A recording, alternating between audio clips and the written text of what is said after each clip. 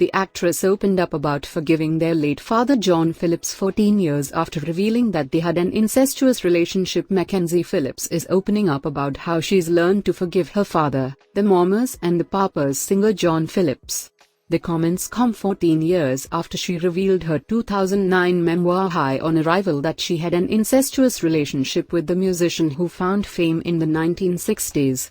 Phillips, 64, reflected on the topic of forgiveness in a conversation with her half-sister, Wilson Phillips singer Chynna Phillips Baldwin, which was uploaded on YouTube Wednesday. "Dad was something else," she said.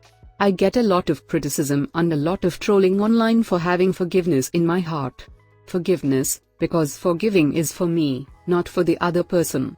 And forgiving doesn't mean I co-sign or agree with what I'm forgiving him for." In the memoir, Phillips wrote that her dad raped her when she was 19 years old while they were under the influence of drugs and alcohol. She revealed that they then had an incestuous relationship that lasted 10 years. "It's very complicated.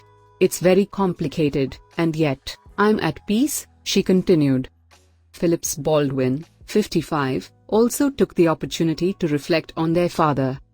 "Obviously, he's an amazing songwriter and, I loved his laugh, and yet there was this whole other side to Dad that was, kind of, like a monster. He was so dark, and you just didn't know who you were going to get. It was very unpredictable," she said.